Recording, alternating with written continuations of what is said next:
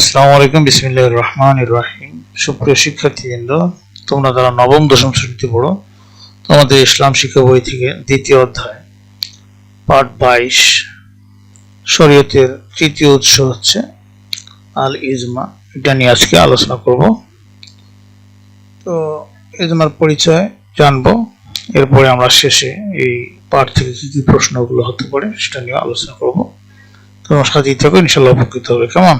তো পরিচয় হলো, শরীয়তের তৃতীয় উৎস হলো ইজমা।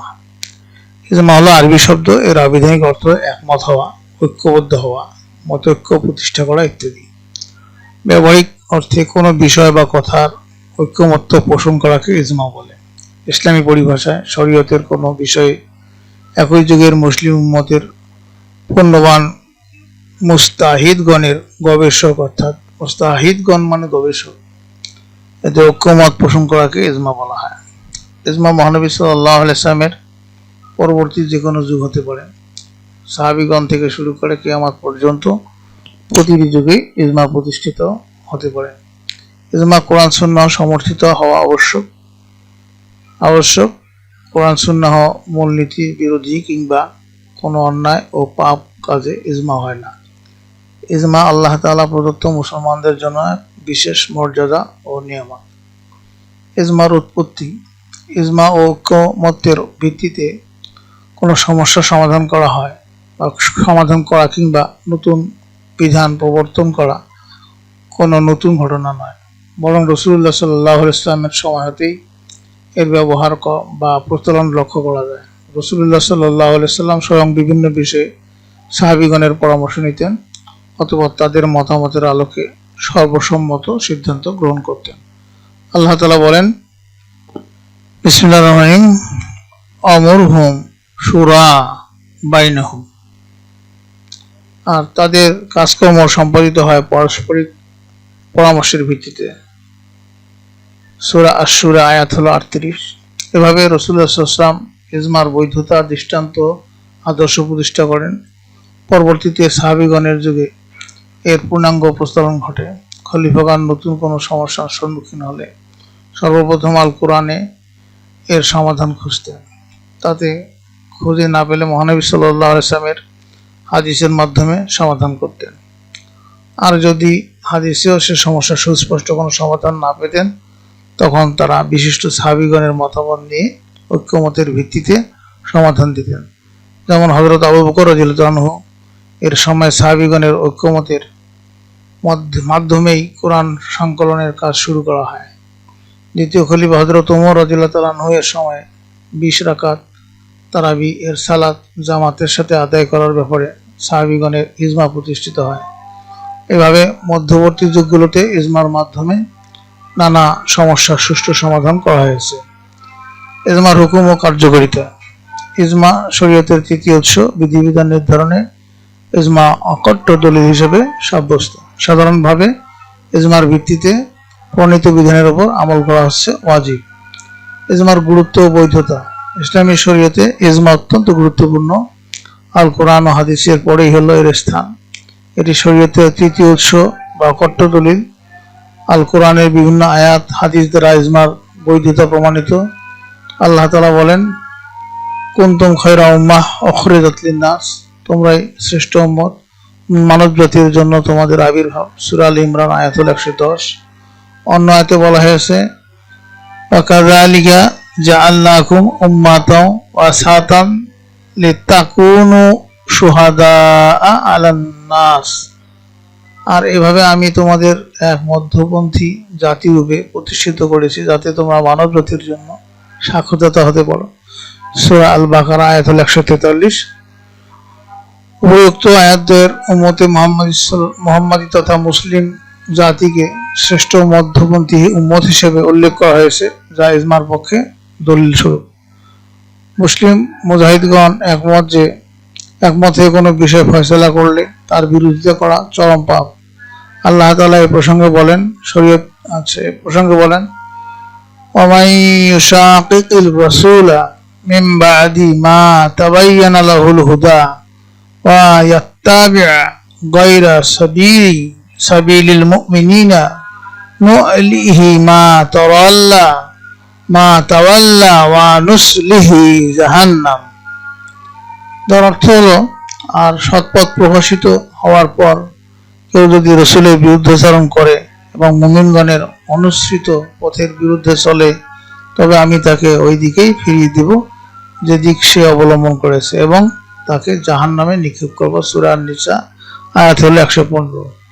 উক্ত আয়াতে মুমিনদের অনুসৃত পথ বলতে মুসলিমদের ঐক্যমত ইজমায়ের প্রতি ইঙ্গিত করা হয়েছে। আমাদের প্রিয় নবী সাল্লাল্লাহু আলাইহি ওয়াসাল্লাম বলেছেন, মারাআহুল মুসলিমুনা হাসানা ফাহুয়া ইনদাল্লাহি হাসান। অর্থ হলো, মুসলমানগণ যা ভালো বলে মনে করেন তা আল্লাহ তাআলার নিকটও ভালো, তাবারানি। এই হাদিস দ্বারা ইজমা ও মুসলমানদের ঐক্যমতের গুরুত্ব প্রমাণিত। নবী সাল্লাল্লাহু আলাইহি ওয়াসাল্লাম বলেছেন যে আল্লাহ তাআলা আমার উম্মতকে নিশ্চয়ই গুমরাহির উপর জামায়াত করবেন না। আল্লাহর হাত রহমত ও সাহায্য দলবদ্ধ থাকার উপর রয়েছে। যে ব্যক্তি বিচ্ছিন্ন হয়ে গিয়েছে সে বিচ্ছিন্ন হয়ে অবশেষে দুদকে যাবে। এটা হলো তিরমিজি শরীফের হাদিস। ইজমা শরীয়তের অন্যতম দলিল। এর বৈধতা কোরআন হাদিস দ্বারা প্রমাণিত। এর বিধানের উপর আমল করা আবশ্যক। প্রিয় শিক্ষার্থীবৃন্দ, তোমরা শিক্ষকের নির্দেশনা ইজমা সম্পর্কে কোরআন ও হাদিসের 4টি উদ্ধৃতি শিক্ষার্থীরা তোমরা উল্লেখ করবে। কেমন? পরবর্তী ক্লাসে আমরা পাঠ 23 নিয়ে আলোচনা করব, শরীয়তের চতুর্থ উৎস হলো আল কিয়াস। তো আমরা এখন পাঠ 22 থেকে কি কি প্রশ্ন হতে পারে এ নিয়ে আলোচনা করব। আমরা এতক্ষণ ধরে আলোচনা করেছি নবম দশম শ্রেণী ইসলাম শিক্ষা 3য় অধ্যায়ের পাঠ 22 শরীয়তের তৃতীয় উৎস আল ইজমা থেকে পরীক্ষা আসার মতো সম্ভাব্য গুরুত্বপূর্ণ প্রশ্ন উত্তর এবং এটি পূর্ণাঙ্গ সৃজনশীল প্রশ্ন উত্তর নিয়ে নিচে দেওয়া হলো, এটা নিয়ে আমরা আলোচনা করব। তো তোমাদের জ্ঞানমূলক প্রশ্ন উত্তর হবে, ইজমা শব্দের আবিধানিক অর্থ কি? ইজমা আরবি শব্দ, তার আবিধানিক অর্থ হলো একমত হওয়া, ঐক্যবদ্ধ হওয়া, মতৈক্য প্রতিষ্ঠা করা ইত্যাদি। শরীয়তের পরিভাষায় ইজমা কাকে বলে? শরীয়তের কোনো বিষয়ে একই যুগের মুসলিম উম্মতের পূর্ণবান মুজাহিদগণের গবেষক ও ঐক্যমত পোষণ করাকে ইজমা বলা হয়। ইসলামী শরীয়তের তৃতীয় উৎস কোনটি? উত্তর হলো, ইসলামী শরীয়তের তৃতীয় উৎস হলো আল ইজমা। ইজমার ভিত্তিতে প্রণীত বিধানের উপর আমল করার হুকুম কি? উত্তর হলো, ইজমার ভিত্তিতে প্রণীত বিধানের উপর আমল করা হলো ওয়াজিব।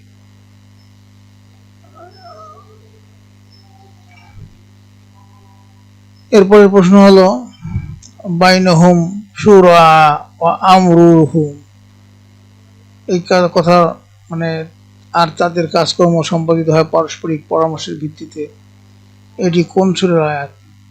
এটি হলো সূরা আশ-শূরা, আয়াত নম্বর হলো 38।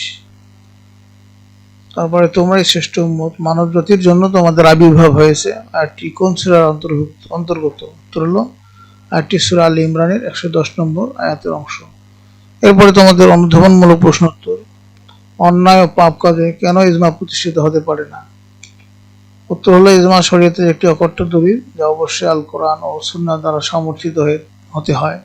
যেহেতু ইসলামে অন্যায় ও পাপ কাজের কোনো স্থান নেই, তাই কোরআন সুন্নাহর মূলনীতি বিরোধী কি অন্য কোনো অন্যায় ও পাপ কাজে কখনো ইজমা প্রতিষ্ঠিত হতে পারে না। রাসূলুল্লাহ সাল্লাল্লাহু আলাইহি ওয়াসাল্লামের আমলে ইজমার বৈধতার ভিত্তি কিভাবে স্থাপিত হয়েছিল? উত্তর হচ্ছে, রাসূলুল্লাহ সাল্লাল্লাহু আলাইহি ওয়াসাল্লাম স্বয়ং বিভিন্ন গুরুত্বপূর্ণ বিষয়ে সাহাবীদের সাথে পরামর্শ করতেন, তাদের মতামতের আলোকে সর্বসম্মত সিদ্ধান্ত গ্রহণ করতেন। পবিত্র কোরআনের সূরার 38 নম্বর আয়াতে বলা হয়েছে, আর তাদের কাজকর্ম সম্পাদিত হয় পারস্পরিক পরামর্শের ভিত্তিতে। এভাবে রাসূলুল্লাহ সাল্লাল্লাহু আলাইহি ওয়াসাল্লাম নিজে ইজমার বৈধতা ও আদর্শ প্রতিষ্ঠা করে গেছেন। এরপরে প্রশ্ন, সাহাবীদের আমলে 2টি ঐতিহাসিক ইজমার উদাহরণ দাও। উত্তর হলো, সাহাবীদের আমলে 2টি প্রধান ইজমা হলো, এক, প্রথম খলিফা হযরত আবু বকর রাদিয়াল্লাহু আনহু এর সময়ে সাহাবীগণের ঐক্যমতের ভিত্তিতে পবিত্র কোরআন সংকলনের কাজ শুরু করা হয়। দ্বিতীয়ত, খলিফা হযরত ওমর রাদিয়াল্লাহু আনহু এর সময় 20 রাকাত তারাবি সালাত জামাতের সাথে আদায় করার ব্যাপারে সাহাবীগণের ইজমা প্রতিষ্ঠিত হয়। এরপরে তোমাদের সৃজনশীল প্রশ্ন উত্তর, এখানে উদ্দীপক হলো, জনাব রাশেদ ও তার এলাকার মানুষেরা একটি আধুনিক সামাজিক চিকিৎসা সংক্রান্ত জটিল ধর্মীয় সমস্যার সম্মুখীন হন, যার স্পষ্ট সমাধান সরাসরি আল কোরআন বা হাদিসে পাওয়া যাচ্ছিল না। এমত অবস্থায় এলাকার বিশিষ্ট ইসলামী চিন্তাবিদ মুস্তাহিদ আলেমগণ একত্রিত হয়ে কোরআন সুন্নাহ ওর মূলনীতির আলোকে গভীরভাবে চিন্তা ভাবনা করেন এবং সর্বসম্মতভাবে একটি সিদ্ধান্ত গ্রহণ করেন। এলাকার সকলেই এই সিদ্ধান্তটি সানন্দে মেনে নেন। তবে রাশেদের এক প্রতিবেশী এই সিদ্ধান্তের বিরোধিতা করে বলেন, যেহেতু এটি সরাসরি কোরআন ও হাদিসের বাণী নয়, তাই এটি মানা আবশ্যক নয়। রাশেদ তাকে বুঝিয়ে বলেন যে ইসলামের সমষ্টি ও সর্বসম্মত সিদ্ধান্তের একটি বিশেষ গুরুত্ব ও বাধ্যবাধকতা রয়েছে। এখন এখান থেকে প্রশ্ন হতে পারে, ইজমা শরীয়তের কততম উৎস? তারপরে 2 নম্বর প্রশ্ন, ইজমা কোরআন সুন্নাহ সমর্থিত হওয়ার আবশ্যক কেন, বুঝিয়ে বলো। লেখো, উদ্দীপকে বর্ণিত আলেমদের সর্বসম্মত সিদ্ধান্ত গ্রহণের প্রক্রিয়াটি শরীয়তের কোন উৎসের সাথে সঙ্গতিপূর্ণ ব্যাখ্যা করো। উদ্দীপকের প্রতিবেশীর মন্তব্যটি শরীয়তের বিধানে ইজমা গুরুত্বের পরিপন্থী উক্তিটি কোরআন ও হাদিসের আলোকে মূল্যায়ন করো। উত্তরগুলো ধাপে ধাপে দেওয়া আছে। যে ক, ইজমা শরীয়তের কততম উৎস? উত্তর হলো ইজমা শরীয়তের তৃতীয় উৎস। ইজমা কোরআন সুন্নাহ সমর্থিত হওয়ার আবশ্যক কেন, বুঝিয়ে লেখো। উত্তর হচ্ছে ইজমা শরীয়তের বিধিবিধান নির্ধারণে একটি অকঠ্য দলিল এবং ইজমার ভিত্তিতে প্রণীত বিধানের উপর আমল করা ওয়াজিব। যেহেতু কোরআন সুন্নাহ হলো শরীয়তের মূল ভিত্তি, তাই ইজমার সিদ্ধান্ত অবশ্যই আল কোরআন ও সুন্নাহর মূলনীতির আলোকে হতে হবে।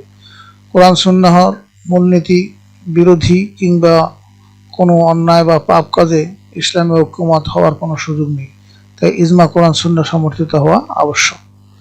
এরপরে গ নম্বর প্রশ্ন ছিল, উদ্দীপকে বর্ণিত আলেমদের সর্বসম্মত সিদ্ধান্ত গ্রহণের প্রক্রিয়াটি শরীয়তের কোন উৎসের সাথে সঙ্গতিপূর্ণ ব্যাখ্যা করার। উত্তর হলো উদ্দীপকে বর্ণিত ইসলামী চিন্তাবিদ মুস্তাহিদদের সর্বসম্মত সিদ্ধান্ত গ্রহণের প্রক্রিয়াটি শরীয়তের তৃতীয় উৎস আর ইজমার সাথে সঙ্গতিপূর্ণ। ইসলামী পরিভাষায় শরীয়তের কোনো বিষয়ে একই যুগে মুসলিম উম্মাহের পুণ্যবান মুজাহিদগণের গবেষক বা মুস্তাহিদগণকে গবেষক বলা হয়, তাদের ঐক্যমত পোষণ করাকে ইজমা বলা হয়।